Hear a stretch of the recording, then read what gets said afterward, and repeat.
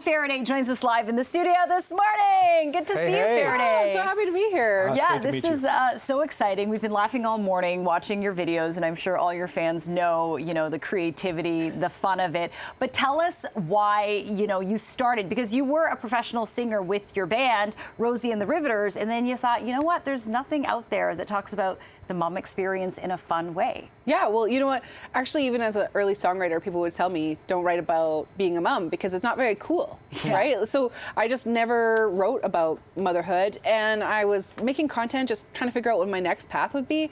And I had a comedy mentor say, you should write about motherhood, and you should also do music and comedy. And I was like, oh, okay. And so then I did Such a Good Dad, and then people were like, yes, there's not much out there, right? There's not much out there that reflects the experiences of moms, and comedy is like pain plus time, and there's nothing more painful than being a parent.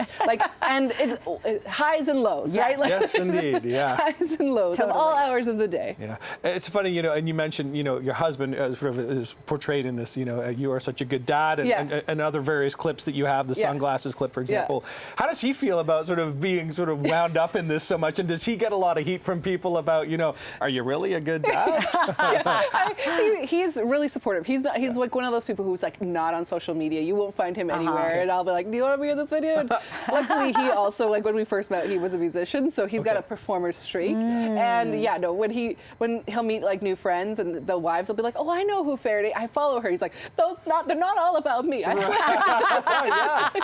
Yeah, you're speaking generally about, because it's not all about my experience, right? Like I sometimes am asking my Instagram followers what their life is like, what's hard, and I write songs for them. It's not all about me. And so he's really supportive, and I'm really appreciative that he's so game, especially as somebody who's not interested in being online. He'll be like, I'll never do what you do. Right. Yeah, right. And you have so many, great, funny songs that you put up on social media. But this comedy album, 16 tracks, and you rate, like, it's not just like guitar or folk songs. You've got like rap, you've got like rock. So it's a real mixture. Yeah, I really wanted to like push myself creatively to, I think comedy music is about contrast. So when you're saying something, like you're using like a romantic song, and then you're saying something not romantic, it becomes naturally quite funny. And I really wanted to play with genre and not just themes.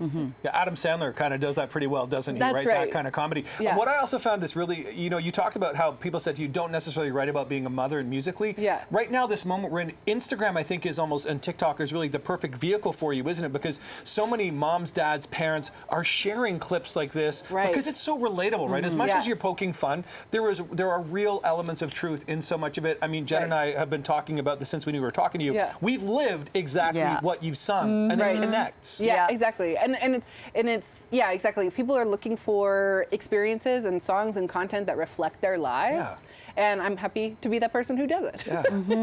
Yeah, and Faraday, you have an 8-year-old daughter. Has she seen some of the songs that you've done, and what's her reaction? So sometimes she watches them a lot. She likes to know, and then sometimes if I write a song and she's like, well, that's not true about me. Like I have a song on the album about the frustration of like, what will my child eat? Yes, and then it's 100%. like one of the lines is that she won't eat cheese. She's like, I eat cheese. But that's the generic, like, general truth in many cases. It needed to rhyme, so I had to stretch. Exactly. You make so much good meals, and they're like, I don't want any of it. And you're like, what am I, a chef? So Faraday, there's something that you did in your vacation video with, like, I don't know many people who can do it, where you open one eye and close the other. Yeah. If Namai can zoom in on your eye, do you mind doing that for us right now? I just do this. That's amazing. All the time. This is motherhood. All the time.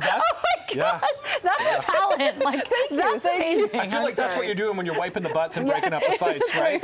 But Faraday, it's great to have you on today, because your videos inspired our conversation with our viewers today. We've been asking them, what's something that you wish someone warned you about before you had kids? So listen to this. We got some viewer responses coming. We haven't seen these either, so Jen's going to take this away. Yeah, and you can chime in if you like. So our viewer David writes, be prepared for toilet repairs. Someone will try and flush a toy or other object that will just not go down. I remember a particular day when I had to take the toilet totally apart to dig out an action figure.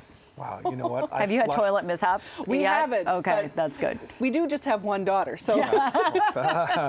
Delia writes in, wish I knew that I had to be the referee for my children and husband both in play and disagreements. Dads can be bigger kids at times. Boy, I have no idea what Delia is referring to. That doesn't ring true whatsoever. 100% true. Yeah, or sometimes you feel like, you're the only adult in the house, Right. because I think that's what they're referring to there. Okay, Delicia writes, they will test your patience on a daily basis, and just when you think you've got the hang of it, they will find a Sharpie marker and draw all over the TV, walls, floors, and couch. My son has definitely done that. We have a table that we're just like, this is the table we bought in college, and it's full of Sharpie markers, and it's our kitchen table, and it will stay that way. Yeah. That's why we say this is why we can't have nice things. Yeah, that's No, exactly. Yeah. everything Listen, in Faraday, breaks. good luck with the Mother Load. Drops next week. Great to talk to you. Thanks so much. Yeah, keep October making us laugh, 24th. please. Yeah. Called the Mother Load, which is perfect because it ties in with laundry, which is never ending. Thanks so much, Thanks again, Faraday. for having me. Thank you. Really appreciate Awesome this. to meet And you. we are back with your headlines coming up in 2 minutes. Lost my mind because we both took the kids to the park, and someone said to you, you are such a good dad.